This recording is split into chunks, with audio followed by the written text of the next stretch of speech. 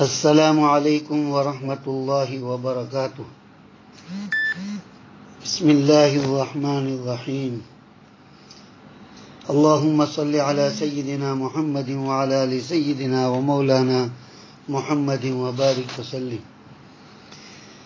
الحمد للہ رب العالمین والصلاة والسلام علی اشرف الانبیاء والمرسلین وعلی آلہ واصحابہ وبارک وسلم تسلیما کثیرا کثیرا۔ اما بعد فاعوذ باللہ من الشیطان الرجیم۔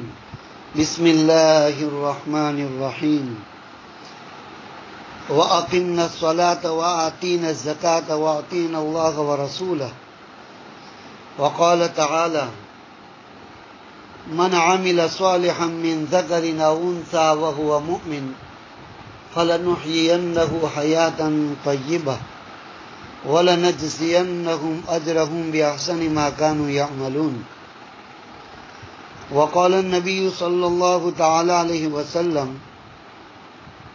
لو أن المرأة صلت خمسها وصامت شهرها وأطاعت بعلها وأحسنت فرجها تدخل الجنة بأي أبواب الجنة أو كما قال عليه الصلاة والسلام۔ وقال النبي صلى الله عليه وسلم: الدنيا كلها متاع وخير متاع الدنيا المرأة الصالحة۔ صدق الله العظيم وصدق رسوله النبي الحبيب الكريم ونحن على ذلك لمن الشاهدين والشاکرین والحمد للہ رب العالمین۔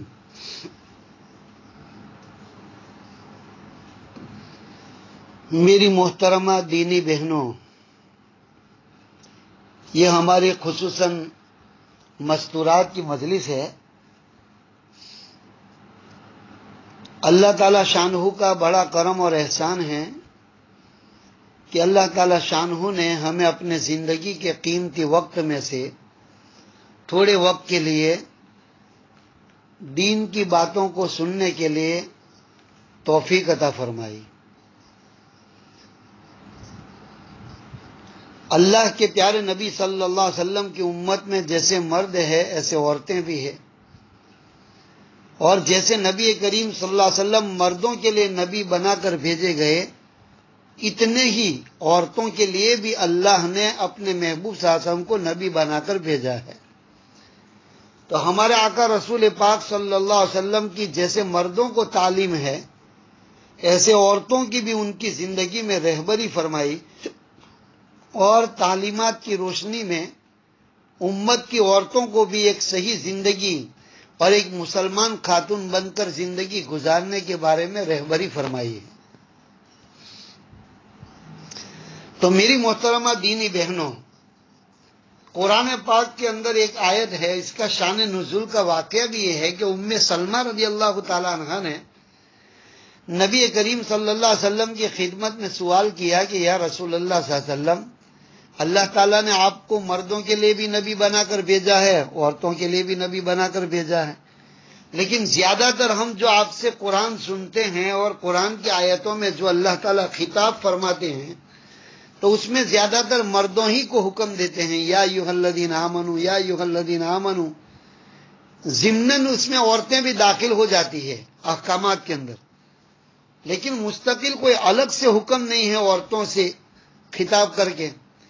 تو اللہ تعالی شانہ نے اس آیت کو نازل فرمایا اور 10 صفات اور خوبیاں بتائی کہ جیسے ایک مسلمان مرد اپنی ذات پر محنت کر کے 10 خوبیوں کو پیدا کر کے جنت الفردوس کا مالک بن سکتا ہے، اتنا ہی اختیار ہم نے ہر مسلمان عورت کو بھی دیا ہے کہ وہ بھی چیزوں پر محنت کرنے کے بجائے اور اپنے آپ کو دنیاوی زینت و زیب و زینت میں پڑنے کے بجائے اپنے آپ کو سنوارے اور اپنی ذات پر محنت کر کے اپنی زندگی میں 10 خوبیاں پیدا کر لے تو یہ ایک عورت بھی جنت الفردوس کا مالک بن سکتی ہے۔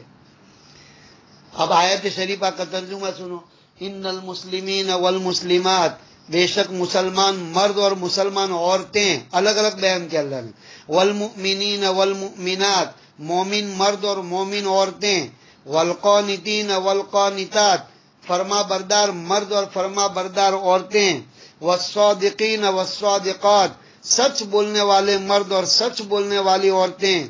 والصابرین والصابرات، مصیبتوں پر اور اطاعتوں پر صبر کرنے والی اور گناہوں سے بچ کر صبر کرنے والی. یہ تین معنی ہوتا ہے صبر کا.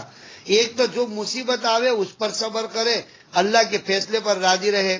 دوسرا صبر یہ ہے کہ اللہ کے جو احکامات ہیں، نماز، روزہ، تلاوت، سچ بولنا، پردہ کرنا، جتنے بھی احکامات ہیں ان احکامات پر عمل کرنے میں طبیعت پر بوجھ تو ضرور پڑتا ہے.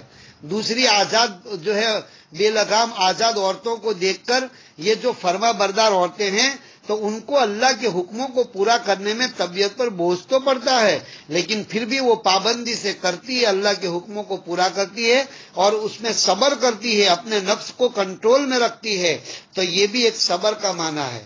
اور ایک یہ ہے کہ جیسے دنیا گناہ کرتی ہے تو اس کو بھی دیکھ کر کے یہ گناہوں کے خیالات تو آتے ہیں اور گناہوں کے جذبات تو آتے ہیں، لیکن یہ اللہ کے خوف سے اپنے گناہوں کے جذبات کو دباتی ہے یہ عورتیں، مرد بھی عورتیں بھی، اور گناہوں سے بچ جاتے ہیں. تو فرمایا کہ یہ بھی ایک صبر کے معنی میں ہے. تو یہ صبر کرنے والے مرد اور صبر کرنے والی عورتیں. والخاشعین والخاشعات، اللہ سے ڈرنے والے مرد اور اللہ سے ڈرنے والی عورتیں. والمتصدقین والمتصدقات، صدقہ خیرات کرنے والے مرد اور صدقہ خیرات کرنے والی عورتیں. والمتصدقین والمتصدقات والصائمین والصائمات، روزے رکھنے والے مرد اور روزے رکھنے والی عورتیں. والحافظین فروجہم والحافظات، اپنی عزتوں کی حفاظت کرنے والے پاک دامن رہنے والے مرد اور پاک دامن رہنے والی عورتیں. والذاکرین اللہ کثیرا والذاکرات، کہ اللہ کا کثرت سے ذکر کرنے والے مرد اور اللہ کا کثرت سے ذکر کرنے والی عورتیں. اب اللہ نے وعدہ سنایا، یہ 10 صفات پیدا کرنے والا چاہے مرد ہو چاہے عورت ہو، ہر ایک کے لیے اللہ کا وعدہ ہے. اعد اللہ لہم مغفرۃ واجرا عظیما، ایسے نیک بندے اور بندیاں جو زندگی میں محنت کر کے ایمان کو بنا لے، پکے مسلمان بن جاوے، اللہ رسول کے فرما بردار بن جاوے، صبر کرنے والے، روزہ رکھنے والے، صدقہ دینے والے، پاک دامن رہنے والے، اللہ کا کثرت سے ذکر کرنے والے، سچ بولنے والے، یہ سب صفتیں مرد اور عورتیں اپنی زندگی میں پیدا کر لے تو اللہ تعالیٰ فرماتے دنیا میں جب یہ مر کے میرے پاس آئیں گے تو ان کی مغفرت اور بخشش کر کے گناہوں سے پاک صاف کر کے میں میرے پاس بلاؤں گا، اور جب میرے پاس آخرت میں آئیں گے تو ان کو اجر عظیم یعنی بہت بڑے بڑے انعامات سے میں ان کو نوازوں گا. تو اس آیت شریفہ کے اندر صاف بات بتا دی کہ جیسے مرد اپنی ذات پر محنت کر کے اپنے آپ کو ان 10 خوبیوں کا مالک بناتا ہے اور پھر جنت الفردوس کا مالک بن جاتا ہے، ایسے ہی اللہ نے سب کے لیے راستہ کھول رکھا ہے، عورتوں کے لیے بھی، کہ اللہ کی بندیاں بھی اپنی ذات پر محنت کر کے یہ 10 خوبیاں پیدا کر لے تو وہ بھی جنت الفردوس کی مالک بن سکتی ہے. تو یہ قرآن اور حدیث کی تعلیمات ہے ایک مومن مرد کو، ایک مومن عورت کو اپنی زندگی کیسے گزارنی چاہیے. سب سے پہلی چیز تو عورت کی دل کے اندر یقین کو صحیح بنانا ہے کہ کرنے والی ذات اللہ کی ہے، ایک اللہ کی ذات سے ہونے کا یقین اپنے دل میں اتارنا ہے، اور مخلوق میں سے کسی سے کچھ نہیں ہوتا، حتیٰ کہ اپنی ذات کا بھی انکار کر دے، مجھ سے بھی کچھ نہیں ہوتا، سب کچھ ایک اللہ سے ہوتا ہے. اور اللہ کا تعلق اپنے ساتھ اللہ کا تعلق پیدا کر لے کہ زندگی کی ہر ضرورت میں اللہ ہی کو 2 رکعت نماز کر کے پکارے پڑھ کے اور اللہ ہی سے دعا کرے، اور زندگی کی ہر تکلیف اور مصیبت میں کسی کو نہ کہے، جیسے رسول اللہ صلی اللہ علیہ وسلم نے اپنی حدیثوں میں تعلیم دی ہے، اذا سألت فاسأل اللہ واذا استعنت فاستعن باللہ، جب بھی کوئی حاجت پیش آ جائے، خبردار خبردار دنیا والوں سے کسی سے مت مانگنا، اللہ ہی سے مانگنا۔ اور جب بھی تم مدد کے محتاج ہو جاؤ اور بے سہارا ہو جاؤ اور ساری دنیا والے تمہارے سے ہاتھ روک لیں اور جو ہے تمہارا دکھڑا کوئی سننے کے لیے تیار نہیں، تو خبردار خبردار مخلوق کے سامنے رونا مت رو، مخلوق کے سامنے اپنے دکھڑے بیان مت کرو، اور مخلوق کے سامنے جو ہے اپنی مدد کے لیے ان کو مت بلاؤ، بلکہ اللہ ہی سے مدد مانگو۔ اللہ ہر وقت تمہاری مدد کے لیے تیار ہے۔ تو سب سے پہلے تو یہ کہ اللہ کے ساتھ تعلق کو صحیح بنائے، یہی تو ہمارے کلمے کا مقصد ہے۔ لا الہ الا اللہ کا مقصد کیا ہے؟ کوئی کچھ نہیں کر سکتا، اور اللہ تعالی شانہ سب اپنی ذات و صفات میں تنہا مالک ہے۔ نفع نقصان کا مالک اللہ ہے، بیماری دینے والا، بیماری سے شفا دینے والا، اولاد کو دینے والا، من کی مرادیں پوری کرنے والا، آئی ہوئی مصیبتوں کو ہٹانے والا، ہماری چھوٹی سے چھوٹی حاجت اور بڑی سے بڑی حاجت کو پوری کرنے والا ایک اکیلا اللہ ہے۔ یہ یقین دل میں اتارے۔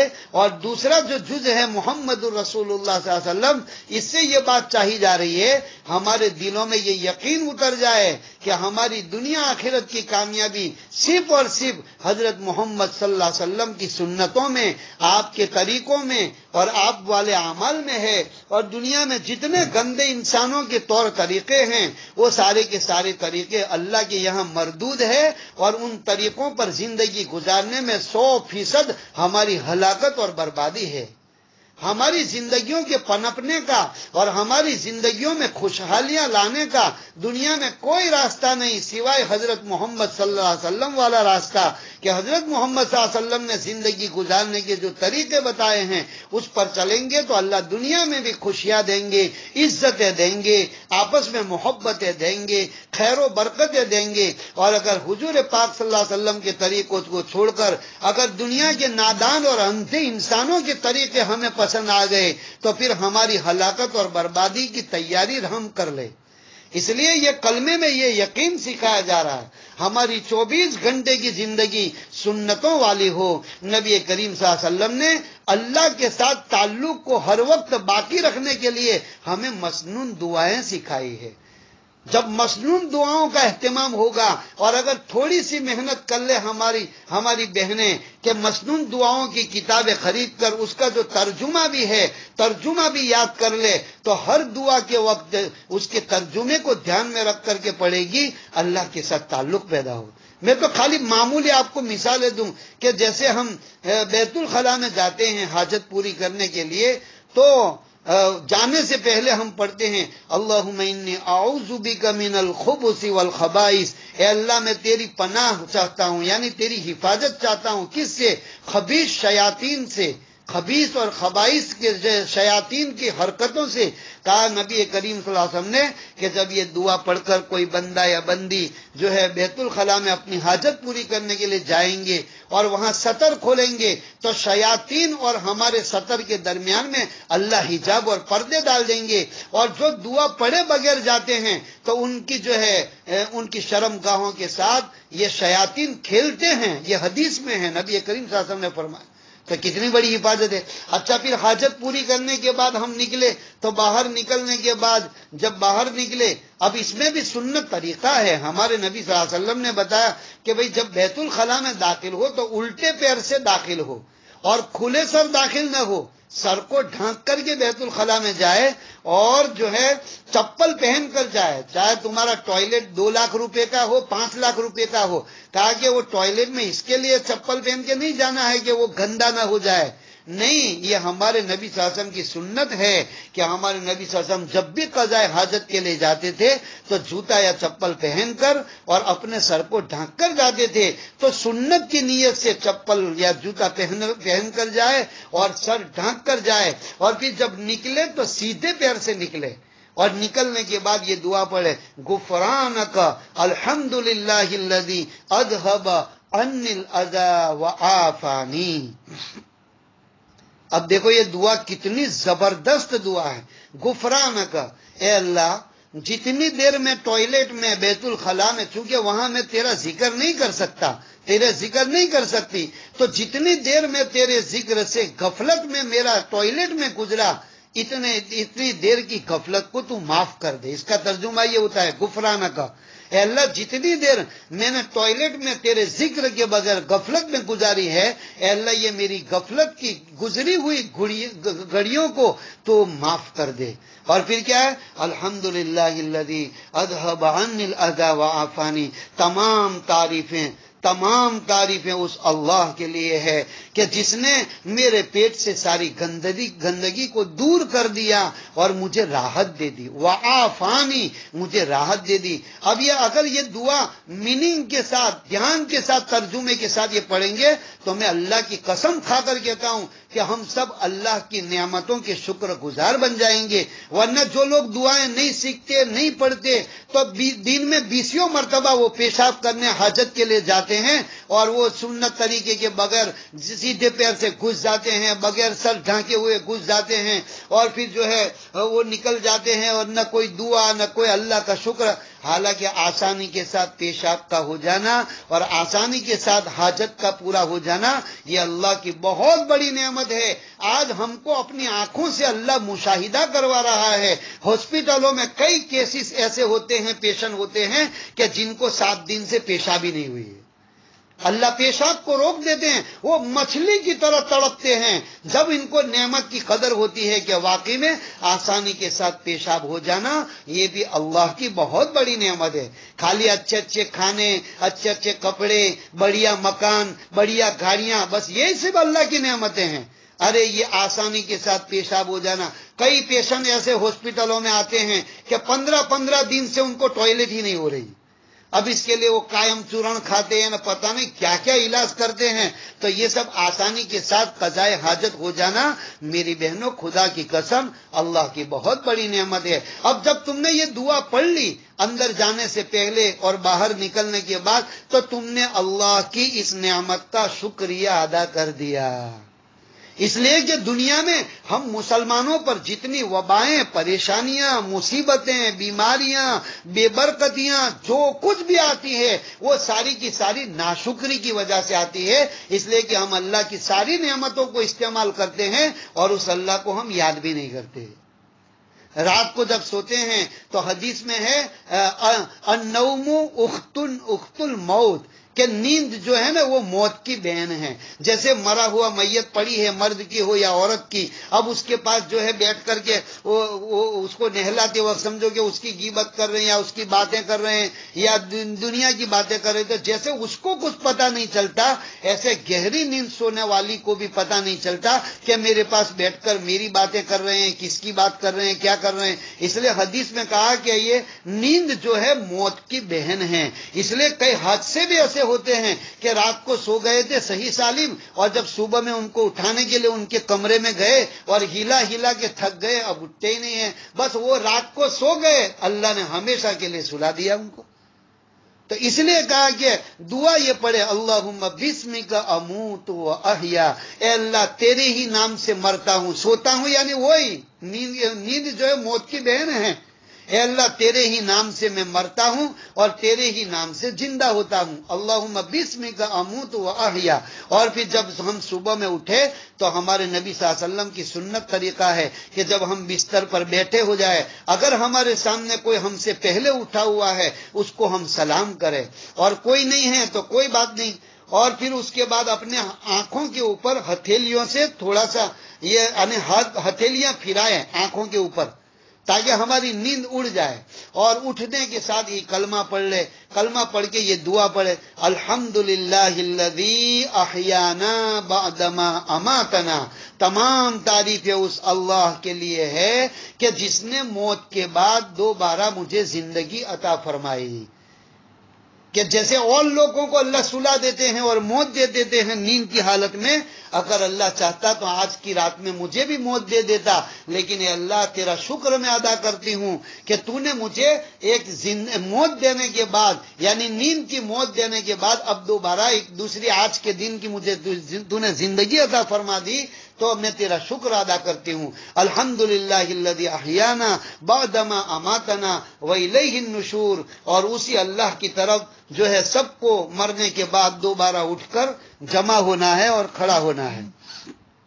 تو میری محترمہ دینی بہنوں، ہمارے نبی صلی اللہ علیہ وسلم نے 24 گھنٹے کی دعائیں، ہر کام کی، ہر عمل سے پہلے دعا سکھائی ہے. وہ دعاؤں سے بھی اللہ کے ساتھ تعلق پیدا ہوتا ہے. جیسے حدیث پاک میں فرمایا کہ جب کوئی بندہ یا بندی گھر سے باہر نکلتے وقت خالی اتنی دعا پڑھ لے، بسم اللہ توکلت علی اللہ لا حول ولا قوت الا باللہ العلی العظیم، کا جو یہ دعا پڑھ لے تو ایک فرشتہ اللہ تعالیٰ اس کی حفاظت کے لیے اس کے ساتھ میں کر دیتے ہیں. اور وہ فرشتہ 4 خوشخبریاں سناتا ہے اتنی دعا پڑھنے کے اوپر. جا کفیت و حفظت، تیری حفاظت کی جائے گی پورے راستے میں، اور تیری کفایت کی جائے گی، اور تجھے ہدایت دی جائے گی، اور تیرے کاموں میں، جس کام کے لیے تو جا رہی ہے، تیرے کاموں میں اللہ کی طرف سے مدد کی جائے گی. بولو، معمولی دعا ہے. اور 4 بشارتیں ملتی ہے. حدیث میں ہے، ترمذی شریف کی حدیث ہے کہ جو مسلمان گھر سے نکلتے وقت بسم اللہ توکلت علی اللہ لا حول ولا قوت الا باللہ اتنی دعا پڑھتے ہیں تو فرشتہ 4 خوشخبریاں دیتے ہیں. جا، اب بندی تیری حفاظت راستے میں کی جائے گی، تیری مدد کی جائے گی تیرے کاموں میں، اور تیری کفایت کی جائے گی، اور تجھے ہدایت دی جائے گی. تو یہ محمد الرسول اللہ کا یہی مطلب ہے کہ نبی کریم صلی اللہ علیہ وسلم کی سنتوں پر اور آپ کے طریقوں پر ہم زندگی گزارے. دوسری چیز ہماری زندگی میں جیسے مردوں کی زندگی میں ہے، ایسے عورتوں کی زندگی میں بھی نمازوں کی پابندی آ جائے. میری بہنوں، نماز کے بارے میں اللہ نے قرآن میں 700 مرتبہ حکم دیا ہے. اگر اللہ تعالیٰ شانو ہمارے مالک ہے، رب ہے، ایک مرتبہ بھی ہم کو حکم دے دیتے کہ میرے بندوں، میری بندیوں، اقیم الصلاۃ، نماز کو قائم کرو، تو ہمارے لیے عمل کرنا ضروری ہو جاتا.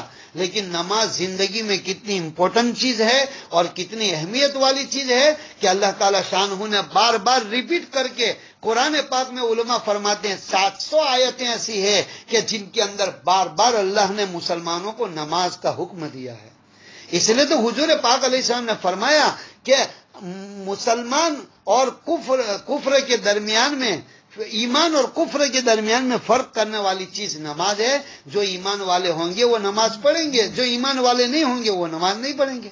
اور ایک حدیث میں فرمایا نماز کا درجہ اسلام میں اتنا اونچا ہے جیسا انسان کے بدن میں سر کا درجہ ہے، کہ بغیر ہاتھ کٹا ہوا انسان ملے گا، پیر کٹا ہوا ملے گا، لیکن سر کٹا ہوا انسان کہ وہ تو خبیث ہو سکتا ہے. جیسے انسان کے بدن میں سر کے بغیر انسان نہیں، ایسے نماز کے بغیر مسلمان نہیں. جو بھی مرد اور جو بھی عورتیں نمازیں نہیں پڑھتے ان کو اپنے آپ کو مسلمان کہنے کا حق ہی نہیں ہے. چونکہ اللہ کے نبی صلی اللہ علیہ وسلم فرما رہے ہیں کہ اسلام میں نماز کا درجہ ایسا ہے جیسا انسان کے بدن میں سر کا درجہ، جیسے سر کے بغیر انسان کا وجود نہیں ہوتا، اسی طریقے سے نماز کے بغیر مسلمان کی زندگی میں اسلام باقی نہیں رہتا. ایک حدیث میں فرمایا الصلاۃ عماد الدین فمن اقامها اقام الدین ومن هدمها فقد هدم الدین. کہ نماز دین کا ستون ہے، جس نے اس کو گرا دیا اس نے دین ہی کو گرا دیا، اور جس نے اس کو قائم کر لیا، نماز کو قائم کر لیا، اس نے گویا پورے دین کو قائم کر لیا. ایک حدیث میں نبی کریم صلی اللہ علیہ وسلم نے فرمایا قیامت کے دن بندے کے نامہ اعمال میں اور اعمال صالحہ میں سب سے پہلے نماز کا حساب کیا جائے گا. جس کی نماز پوری نکل آئی انشاءاللہ اس کے باقی اعمال بھی صحیح اور پورے نکل آئیں گے اور اس کی نجات ہو جائے گی. اور جس کی نمازوں میں ہی کمزوری نظر آئی اور نمازوں ہی کے اندر گڑبڑ نکل آئی تو پھر باقی کے اعمال میں بھی گڑبڑ ہوگی. اس لیے ایک حدیث پاک میں فرمایا نبی کریم صلی اللہ علیہ وسلم نے من صحت صلاتہ صحت حیاتہ، جس کی زندگی میں نماز صحیح ہو گئی اس کی تو زندگی صحیح ہو جائے گی. تو اس نماز کو بھی ہمیں صحیح پڑھنا ہے، سیکھ کر کے پڑھنا ہے. نماز میں پڑھی جانے والی چیزوں کو بھی، اور نمازوں کی، عورت کی سب سے افضل نماز بخاری شریف کی حدیث ہے سب سے افضل نماز عورت کی اول وقت میں ہے اور پردے والی جگہ میں پڑھنا ہے. یہ سب سے افضل نماز ہے. اس لیے میری بہنوں، چاہے کتنا بھی کوئی بھی کام ہو، جب نماز کے لیے اذان کی آواز کانوں میں آ جائے کام چھوڑ دے. اگر سر پر دوپٹہ نہ ہو تو دوپٹہ اوڑھ لے اور پھر اذان کے ہر جملے کا جواب دے. اور آج کے دور میں خصوصی طور پر جن مردوں کے پاس، ابھی تو مرد لوگ تو بہت کم سن رہے ہوں گے، لیکن میری بہنوں کو میں کہہ رہا ہوں، اگر تمہارے ہاتھ میں موبائل ہو اور اللہ اکبر کی آواز آ جائے، خبردار خبردار، اللہ کا خوف رکھ کر موبائل کو آف کر کے سائڈ پر رکھ دو. دوپٹہ سر پر نہیں ہے تو سر پر دوپٹہ اوڑھ لو اور اللہ کے ندا کے ہر جملے، مؤذن کے ہر جملے کا جواب دو. انشاءاللہ اس سے اللہ پاک ایمان پر خاتمہ نصیب فرمائیں گے. اور جب اللہ کی اذان کے، ایک عورت کا قصہ بھی مولانا پیر ذوالفقار دامت برکاتہم نے بیان کیا ہے کہ ایک عورت جو ہے اتنی دیندار نہیں تھی، لیکن اس کا یہ معمول تھا کہ گھر میں اگر کام میں لگی ہوتی اور جیسے اذان کی آواز آتی وہ فوراً اپنے کام سے رک جاتی. اگر جھاڑو لگاتی ہے تو جھاڑو سے رک جاتی، برتن دھو رہی ہے تو برتن دھونے سے رک جاتی، اور اگر دوپٹہ سر پر نہیں ہے تو سر پر اوڑھ لیتی اور ہر جملے کا جواب دیتی. کہا کہ اس کا جب انتقال ہوا، ایمان کے ساتھ اللہ نے اس کو خاتمہ دیا اور جنت میں بہت اونچے درجات سے اللہ نے اس کو نوازا. جو کسی عورت نے، دوسری عورت نے ان کو خواب میں دیکھا اور پوچھا کہ تمہاری کیسے بخشش ہوئی؟ کہ بس میری زندگی میں یہ عادت تھی، میں اذان کے کلمات کی عزت کرتی تھی اور اذان جب ہوتی تھی تو سب کام میں چھوڑ دیتی تھی اور اذان کا جواب دیتی تھی اور پھر نماز کی تیاری کرتی تھی. اللہ کو میری یہ ادا اتنی پسند آئی، اللہ نے میری زندگی بھر کی گناہوں کی مغفرت کر دی اور مجھے جنت کا مالک بنا دیا. تو میری محترمہ دینی بہنوں، نمازوں کو اول وقت پہ پڑھنا ہے، نمازوں کے طریقہ سیکھنا ہے. مردوں کی نماز کا طریقہ الگ ہے، عورتوں کی نماز کا طریقہ، ہاتھ باندھنے کا طریقہ، رکوع کرنے کا طریقہ، سجدہ کرنے کا طریقہ اور قاعدے میں بیٹھنے کا طریقہ، یہ عورتوں کا مردوں سے الگ ہے. تو یہ طریقہ سیکھے اور نماز میں پڑھنے کی چیزیں بھی سیکھے اور جو ہے دھیان کے ساتھ اپنی نماز کو پڑھے کہ میں نماز میں ہوں اور اللہ مجھے دیکھ رہا ہے. اور پوری نماز سنت طریقے پر پڑھے اور اللہ کے دھیان کے ساتھ نماز پڑھے اور نماز پڑھنے کے بعد دعائیں مانگے. حدیث پاک میں ہے ہر فرض نماز کے بعد ہر بندہ اور بندی کی ایک دعا اللہ ضرور قبول کرتا ہے. تو ہمارے مولانا احمد لاٹ صاحب فرماتے ہیں کہ دیکھو اللہ تعالیٰ نے ہم کو حضرت محمد صلی اللہ علیہ وسلم کی امت میں پیدا فرمایا ہے، تو اس امت میں پیدا ہونے کی نسبت سے ہمارے ذمے 3 کام ہیں. ہر مومن مرد اور عورت کو دین سیکھنا ہے. پہلے تو دین سیکھنا ہے. بولا ایک سائیکل کو چلانے کے لیے سیکھنا پڑتا ہے، اور اتنا بڑا دین، جو دین تم کو دنیا میں عزتیں دلاوے، برکتیں دلاوے، تمہارے گھروں میں سکون دلاوے، محبتیں دلاوے، پھر آخرت میں جنت دلاوے، اللہ کی رضامندی دلاوے، اتنا بڑا دین سیکھنا نہیں پڑے گا؟ سائیکل چلانا تو سیکھنا پڑتا ہے، تو دین کو سیکھنا نہیں پڑے گا. تو کہا ہر مومن مرد اور عورت کو اپنی ضرورت کا دین سیکھنا ہے. سیکھنے کے بعد پہلے نمبر پر اپنی ذات سے عمل کرنا ہے، اور عمل کرنے کے بعد دوسروں تک اللہ کے دین کی باتوں کو پہنچانا ہے. تو کہا اس اعتبار سے ہم پوری امت اس دین کے ذمہ دار ہے، مرد بھی عورتیں بھی. اسی لیے مولانا فرماتے ہیں کہ دنیا میں بڑے بڑے 5 بر اعظم ہیں. ایک تو امریکہ کا کھنڈ ہے، اس کو کھنڈ بولتے ہیں گجراتی میں. 5 بڑے بڑے کھنڈ ہے، امریکہ، پھر یوروپ، آسٹریلیا، افریقہ اور ایشیا. اور اللہ نے ہم کو 5 نمازیں دی ہے. تو یہ گھر بیٹھے پوری انسانیت کے برابر ہم نیکیاں حاصل کر سکتے ہیں. کہا فجر کی نماز کے بعد اللہ سے دعا مانگو، اے اللہ پورے امریکہ کھنڈ میں رہنے والے انسانوں کو تو ہدایت کی دولت سے نواز دے. پھر ظہر کی نماز کے بعد اے اللہ پورے یوروپ کے کھنڈ میں رہنے والے انسان، مرد، عورتیں، بچے، تو سب کو ہدایت کی دولت سے نواز دے. پھر جو ہے عصر کی نماز کے بعد اے اللہ پورے افریقہ کے کھنڈ میں رہنے والے انسانوں کو تو ہدایت عطا فرما دے. اس کے بعد مغرب کے بعد اے اللہ پورے آسٹریلیا کھنڈ میں رہنے والے تمام انسانوں کو تو ہدایت کی دولت سے نواز دے. اور عشاء کے بعد کہ اللہ پورے ایشیا کے ایل کھنڈ میں رہنے والے تمام انسانوں کو تو ہدایت کی دولت سے نواز دے. ہم 5 نمازیں بھی پڑھ رہے ہیں اور 5 نمازوں کے ہر نماز کے بعد ہم پورے بر اعظم کے انسانوں کی ہدایت کی دعائیں بھی کر رہے ہیں، اور اللہ تعالیٰ نے ہم کو حکم دیا ہے کہ مانگو مجھ سے۔ تو میری محترمہ دینی بہنوں، نمازوں کو یقین کے ساتھ پڑھے کہ اس نمازوں کو پڑھنے کے بعد ہم جو اللہ سے دعائیں کریں گے اللہ ہماری دعاؤں کو قبول فرمائیں گے۔ تو یہ نمازوں کا بھی اہتمام ہو، اور جو ہے اس کے ساتھ ساتھ ہم دین بھی سیکھے، اللہ کا ذکر بھی کرے۔ ہمارے حضرت جی مولانا انعام الحسن صاحب رحمۃ اللہ علیہ اور بھی جتنے بھی اگلے بزرگ گزرے، انہوں نے عورتوں کے لیے چند اعمال بتائے کہ بھئی روزانہ پابندی کے ساتھ فجر کی نماز کے بعد اور عصر کی نماز کے بعد مصلی پر بیٹھ کر باوضو قبلہ رو ہو کر کے 3 تسبیحات کی پابندی کرے، تیسرا کلمہ درود پاک اور استغفار۔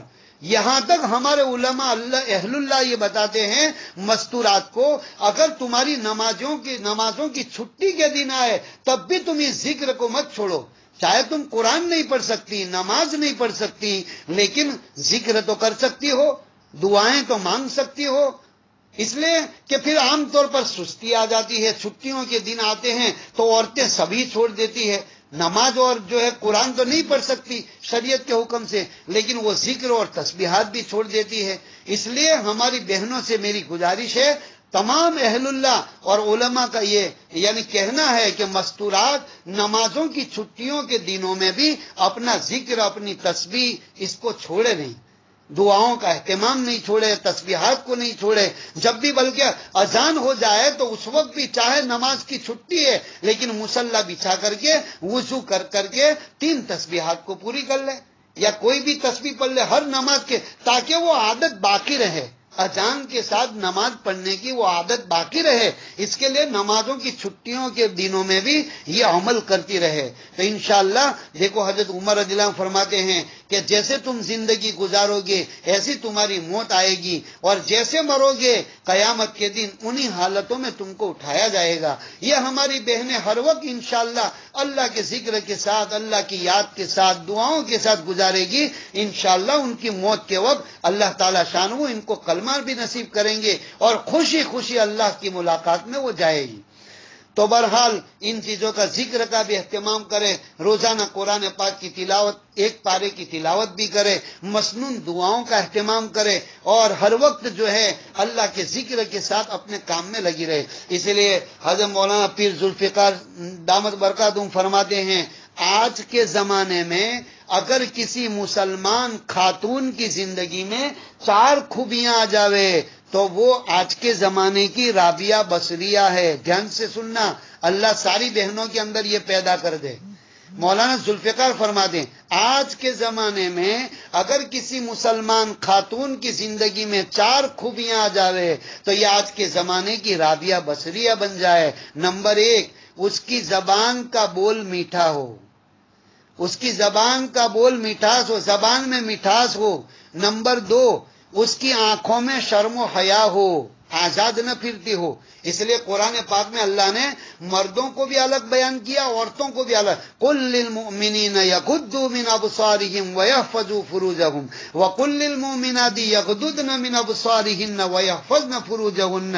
اے نبی صلی اللہ علیہ وسلم، مومن مردوں سے بھی کہو کہ جب گھر سے باہر نکلے اپنی نگاہوں کو نیچی رکھ کر چلے۔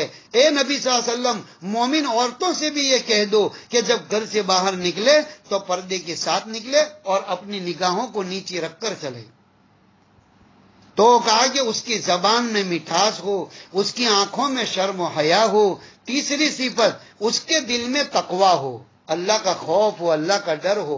یہ تنہائیوں میں بھی اللہ سے ڈرے، یہ نہیں کہ شوہر کے سامنے ہو تو شوہر کو ناپسند چیزوں سے بچتی رہے، اور جب شوہر گھر سے باہر جائے تو وہ موبائل میں بھی سب کچھ دیکھنے لگے اور سب کچھ یہ جو ہے گھنٹے کرنے لگے۔ کہا نہیں۔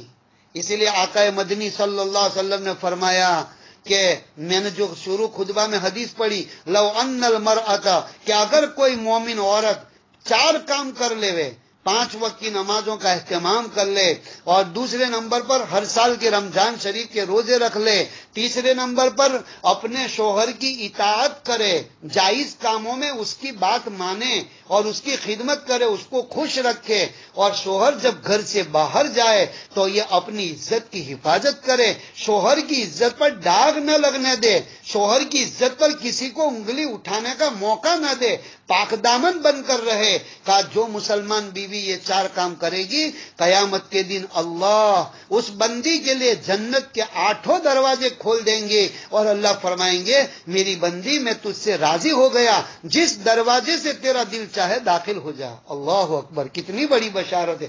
ایک حدیث میں فرمایا نبی کریم صلی اللہ علیہ وسلم نے 3 مرتبہ وہ عورت جنتی ہے، جنتی ہے، جنتی ہے۔ صحابہ نے پوچھا کون یا رسول اللہ؟ آپ نے فرمایا جس بندی میں 3 خوبیاں ہو۔ کون سی 3 خوبیاں؟ جب شوہر باہر سے گھر میں داخل ہو رہا ہو، ہنستے چہرے سے شوہر کا استقبال کرے، اس کو اوقار دے، پانی کا گلاس پیش کرے اس کو، اور مسکراہٹ کے ساتھ اپنے شوہر کا استقبال کرے۔ نمبر 2، شوہر جب اب گھر میں آنے کے بعد اپنی بیوی کو دیکھے تو اس کا دل خوش ہو جائے۔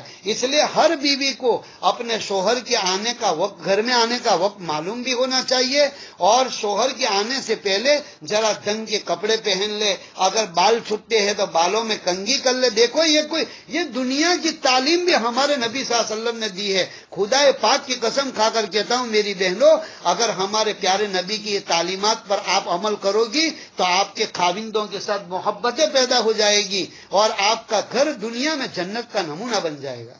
کہا کہ اپنے شوہر کو مسکراہٹ کے ساتھ استقبال کرے، شوہر جب دیکھے تو دل خوش ہو جائے، اور شوہر کوئی خدمت سونپے تو اللہ کو راضی کرنے کی نیت سے اپنے شوہر کی خدمت کرے۔ وقت چونکہ بہت جلدی گزرتا جا رہا ہے، اس کے لیے میں شارٹ میں کر رہا ہوں۔ اب اولاد کے بارے میں آپ سے جو ہے کچھ باتیں رکھنا چاہتا ہوں۔ اولاد میری بہنوں اللہ کی بہت بڑی امانت ہے، بہت بڑی امانت ہے۔ اسی لیے ہمارے اہل اللہ فرماتے ہیں، علماء فرماتے ہیں کہ ماؤں کی گودیں بچوں کا سب سے پہلا مدرسہ ہے۔ بعد میں مدرسے میں تو جاتے ہیں، لیکن ماؤں کی، اس لیے ہمارے مولانا احمد لاڈ صاحب فرماتے ہیں اگر ماؤں کی زندگیوں میں تقویٰ ہے، ماؤں کی زندگیوں میں شرم و حیا ہے، ماؤں کی زندگیوں میں اللہ رسول کی محبت ہے، ماؤں کی زندگیوں میں پرہیزگاری ہے، تو انشاءاللہ یہ جو اپنے بچوں کو دودھ پلاتی ہے، دودھ کے ذریعے سے یہ ساری خوبیاں بچوں کی زندگیوں میں اترتی ہے۔ بچوں کی زندگیوں میں تقویٰ بھی، شرم و حیا بھی، عفت اور پاک دامنی بھی، عبادت گزاری بھی، یہ سب چیزیں دودھ کے ذریعے سے پلائی جائے۔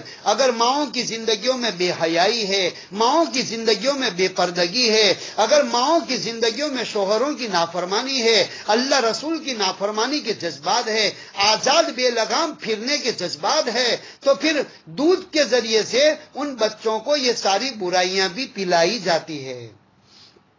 اس لیے جو ہے ماں باپ جو ہے وہ اپنے گھر میں بچوں کے لیے ویڈیو کیمروں ہے۔ جیسے ویڈیو کیمروں جب شروع کیا جاتا ہے تو اس میں سب کی ایکٹنگیں آ جاتی ہے، کوئی کھاتا ہے تو وہ آ جاتا ہے، کوئی ناچتا ہے، جیسے شادیوں میں ویڈیو اتارتے ہیں تو اس میں جو جیسی حرکت کرتا ہے اس کا فوٹو کیچ اپ ہو جاتا ہے۔ کہ ایسے ہی گھر میں ماں باپ کو بچے معصوم، وہ تو بیچارے معصوم ہیں، کوری سلیٹ ہے، وہ جو اپنے ماں باپ کو حرکتیں کرتے دیکھتے ہیں ان کی زندگیوں میں وہ ساری چیزیں غیر محسوس طریقے سے اتر جاتی ہے۔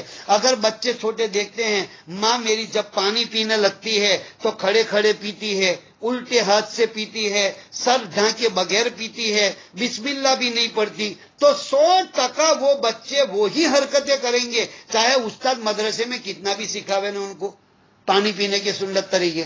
لیکن جب گھروں میں ماحول نہیں ملے گا ماں باپ کا دینداری کا تو چاہے یہ بچوں کو کتنا بھی سکھاوے، یہ کہ امتحان میں جواب دینے تک وہ یاد رکھیں گے لیکن ان کی زندگیوں میں عمل نہیں آئے گا۔ عمل تو گھروں میں ماں باپ ہی کرائیں گے، استاد لوگ مدرسوں میں ان کو دین کا علم پڑھائیں گے، اور اس سیکھے ہوئے علم پر عمل ماں باپ عملی طور پر پریکٹیکلی اپنے بچوں کو عمل کرائیں گے۔ تو اس لیے اپنی اولاد کی نگرانی رکھے، اپنی اولاد کی تربیت کرے، اور اپنے جوان بیٹے اور بیٹیوں کی بھی پوری نگرانی ہو، ان کی کس کے ساتھ دوستی ہے۔ دیکھو آج کے زمانے میں ہر بیان میں کہتا ہوں، چاہے مردوں کا ہو، نوجوانوں کا بیان ہو یا عورتوں کا بیان ہو، ہر جگہ پر میں یہ کہتا ہوں، آج کے دور میں جو فتنوں کا دور ہے، جو برائیوں کا دور ہے اور فتنوں کا دور ہے، اس دور کے اندر جس مسلمان مرد کو، عورت کو اور بچے کو بھی اگر دین پر باقی رہنا ہے، دو چیزوں کو لازم پکڑنا پڑے گا، ان کو اچھے ماحول میں رہنا پڑے گا اور اچھی دوستی کے ساتھ، اچھوں کے ساتھ دوستی کرنی پڑے گی۔ یہ دونوں چیزیں حدیث سے ثابت ہے۔ نبی کریم صلی اللہ علیہ وسلم نے دوستی کی مثال دے کر یوں فرمایا، اگر تم نیک لوگوں کے ساتھ اٹھنا بیٹھنا رکھو گے تو ان کی مثال ایسی ہے جیسے عطر کی دکان والوں کے یہاں تم بیٹھنے گئے، چاہے تم کو عطر ہدیے میں نہیں دیا اور عطر لگا بھی نہیں دیا، لیکن بار بار وہ بوتل کھولنے کی وجہ سے ہواؤں کی فضا میں وہ خوشبو پھیل کر تمہارے کپڑوں میں لگ گئی۔ تو ایسے نیک لوگوں کے ساتھ اٹھنے بیٹھنے کی مثال ہے، اور برے لوگوں کے ساتھ اٹھنے بیٹھنے کی مثال لوہار کی بھٹی کی ہے۔ آگ کی بھٹی والے کے پاس کوئی بیٹھنے جاتا ہے تو پہلے تو چنگاریاں اڑتی ہے، چنگاریاں نہیں اڑی تو کم سے کم کالا دھواں تو سفید کپڑوں پر لگ ہی جائے گا۔ ایسے ہی برے دوستوں کے ساتھ اور بری سہیلیوں کے ساتھ یہی مسئلہ ہوتا ہے۔ اس لیے اللہ کے نبی صلی اللہ علیہ وسلم نے فرمایا کہ بھئی ماحول کا بھی ایسا اثر ہے، دنیا میں جتنے بچے پیدا ہوتے ہیں وہ اسلام کی فطرت پر پیدا کیے جاتے ہیں، لیکن ان کے ماں باپ کا اور ان کے گھروں کا ماحول ان کو ان کے جیسا بنا دیتا ہے۔ حدیث میں یہ بھی فرمایا کہ اسلام کی فطرت پر پیدا ہوئے بچے لیکن یہودی کے یہاں پیدا ہوئے تو یہودیوں کے ماحول نے ان بچوں کو یہودی بنا دیا، عیسائیوں کے یہاں پیدا ہوئے تو عیسائیوں کے گھر کے ماحول میں ان بچوں کو عیسائی بنا دیا۔ ایسے ہی مسلمانوں میں بھی دو طرف کے ماں باپ ہے، ایک تو یہ کہ دیندار ہے، ماشاءاللہ دینداری ان کے گھر میں جو ہے دینداری کا ماحول ہے، اور ایک جاہلوں کا جاہل ماں باپ ہے، ان کے گھروں میں کوئی دین ہی نہیں ہے، صبح اٹھتے کے ساتھ ہی ٹی وی آن ہو جاتی ہے اور اخبار لے کر پڑھنا شروع کرتے ہیں، نہ فجر کی نماز، نہ یاسین شریف کی تلاوت، نہ کوئی تسبیحات، صبح شام بس موبائل، ٹی وی اور اخبار اور یہی ساری چیزیں۔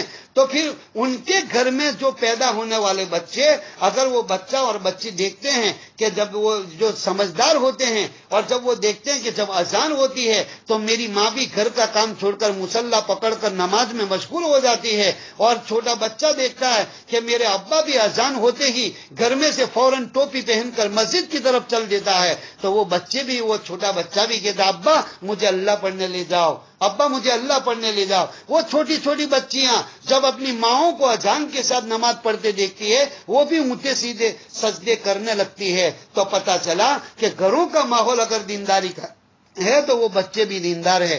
آج کل تو میرے بھائیوں اور میری بہنوں جو ہے یہ بھی پتہ نہیں ہے ماؤں کو اپنی بیٹیاں کہاں جا رہی ہے، کس کی ساتھ سہیلی ہے اور اس کی سہیلی کون ہے، اس کے کس کے ساتھ پھرتی ہے۔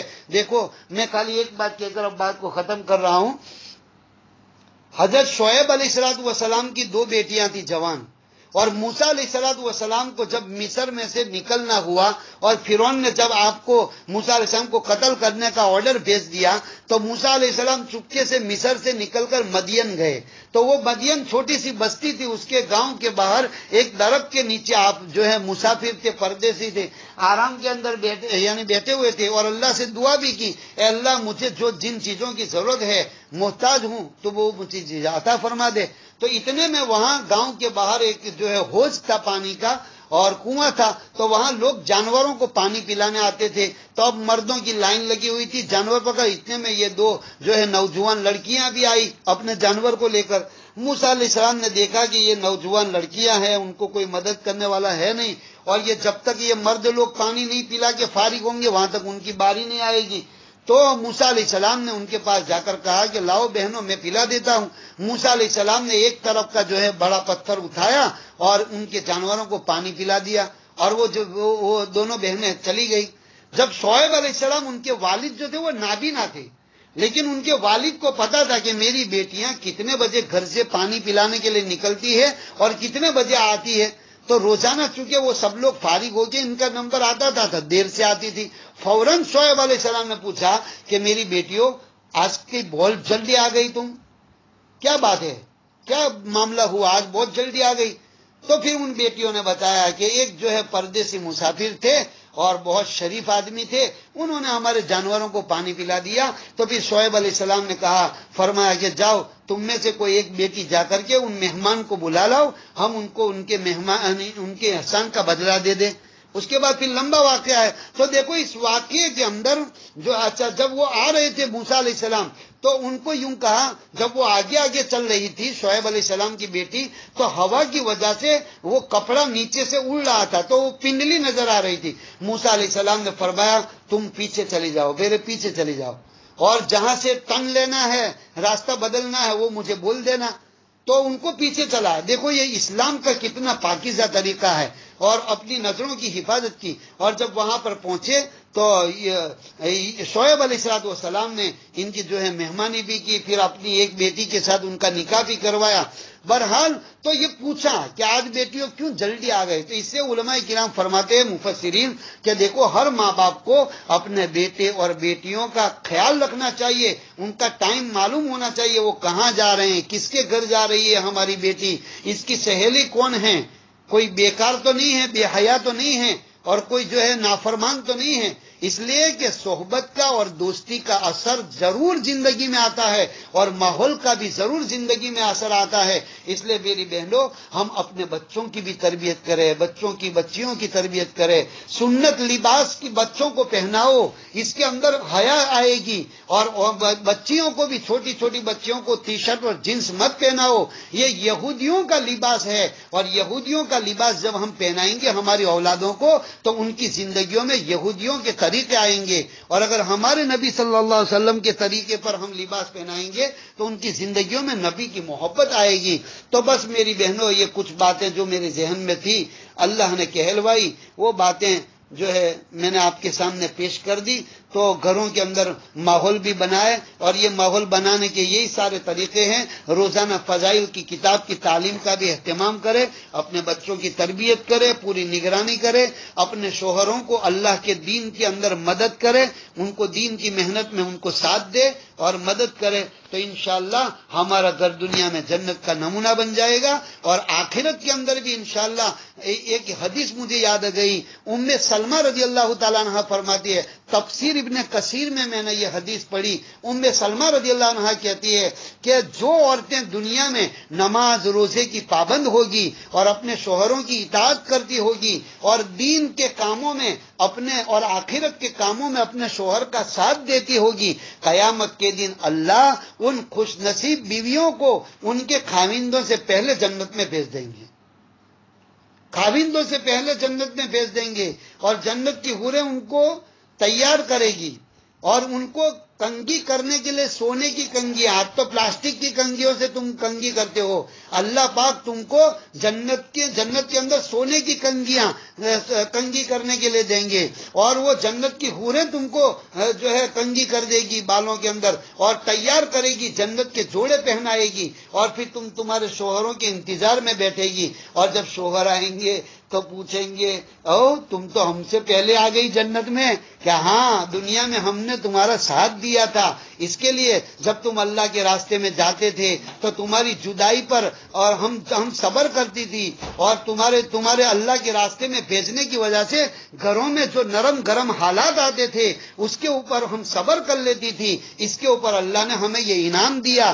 اور دوسری بات یہ فرمائی حدیث پاک میں کہ جنت کی حوریں ان کو کہے گی، دنیا کی مومن عورتوں کو، ارے تم تو سڑی ہوئی دنیا سے آئی ہو، ہم تم سے افضل ہے، اس لیے کہ ہم تو جنت میں کافور سے بنی ہے، جنت کے میوے کھائے ہیں، اور جنت کا پانی پی کر ہماری پرورش ہوئی ہے، تم تو سڑی ہوئی دنیا سے آئی ہے۔ تو یہ دنیا کی مومن عورتیں کہے گی، ارے جاؤ جاؤ، تم نے روزے نہیں رکھے، ہم نے گرمی کے روزے دنیا میں رکھ کر آئی ہے، اور ہم نے نمازیں پڑھی ہے، تم نے نمازیں نہیں پڑھی، ہم نے ہمارے شوہروں کی خدمت کی ہے، اور ہم نے جو ہے ہمارے بچوں کی پرورش کی ہے، اور ہم نے دنیا میں مصیبتوں پر صبر کیا ہے، تم نے یہ کچھ بھی نہیں کیا۔ تو پھر اللہ تعالیٰ شان ہو حکم دیں گے، اے جنت کی حورو خاموش ہو جاؤ، یہ میری مومن بندیاں جو دنیا سے آئی ہے وہ تم سے بھی افضل ہے۔ پھر اللہ تعالیٰ شان ہو جنت کی حوروں کی جو خوبصورتی بیان کرتے حدیثوں میں کہ اتنی خوبصورت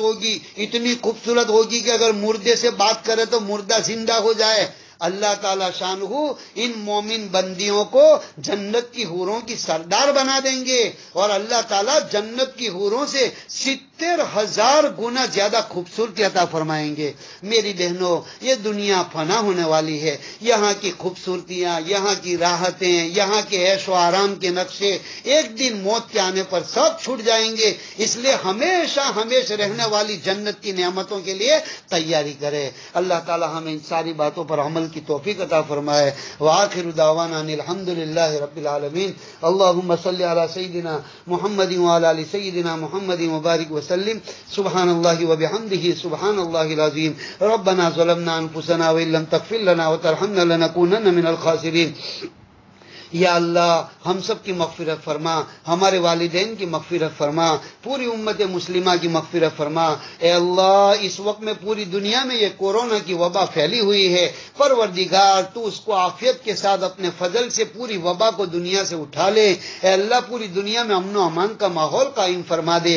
اے اللہ جتنے بیمار ہوتے جا رہے ہیں، ہاسپٹلوں میں بھی ہے، جگہ نہیں ہے، اے اللہ لوگ گھروں میں اپنے کوارنٹائن کر رہے ہیں، بہت سارے لوگ اے اللہ دین بدین بھی اللہ کیسز بڑھتے جا رہے ہیں۔ پروردگار بیماری دینے والا بھی تو، شفا دینے والا بھی تو، تمام بیماروں کو شفا کاملہ دائمہ عاجلہ نصیب فرما دے۔ اے اللہ جن لوگوں کی اس وائرس کے اندر موت ہو گئی ان سب کو شہادت کا درجہ نصیب فرما۔ ان کے معصوم چھوٹے بچے جو رہ گئے ہیں اے اللہ ان کی بہترین پرورش فرما اور ان کی تمام ضروریات کی کفالت فرما۔ ان کی بیویوں کو صبر دے، ان کے بچوں کو صبر دے، ان کے ماں باپ کو صبر دے، اور اللہ ان کو بہترین بدلہ نصیب فرما، اور اللہ ان سب کو شہادت کا درجہ نصیب فرما۔ مرنے والوں کو پروردگار پوری دنیا سے اس وبا کو ختم فرما دے، ہم سب کو چین سکون عطا فرما دے۔ اے اللہ جتنے لوگ رہ گئے جن کو ابھی تک یہ بیماری نہیں لگی سب کی تو پوری آئندہ کے دنوں میں بھی حفاظت فرما۔ اے اللہ ہمیں اپنے گناہوں سے سچی پکی توبہ کرنے کی توفیق عطا فرما۔ یہ جتنی باتیں کہی گئی سنی گئی سب کو عمل کی توفیق عطا فرما۔ ہمارے گھروں کو ایمانی گھرانے بنا دے، ہم سب کو جب تک دنیا میں باقی رہے اسلام اور ایمان پر زندہ رہنا نصیب فرما۔ جب ہماری موت کا وقت آئے ایمان کے کلمہ لا الہ الا اللہ محمد الرسول اللہ کلمے کے ساتھ تو ہم سے راضی ہو، تیرا کوئی بندہ بندی کا ہم پر حق باقی نہ ہو، ایسی خوش نصیب موت نصیب فرما۔ اے اللہ دنیا بکتے بکتے مرنے سے اچانک اور گناہوں کی حالت میں موت آنے سے ہماری حفاظت فرما۔ ہماری دعاؤں کو اپنے فضل و کرم سے اپنے پیارے حبیب صلی اللہ علیہ وسلم کے صدقے میں قبول فرما۔ اللہم صلی علی سیدنا و مولانا محمد مبارک وسلم برحمتک یا ارحم الراحمین۔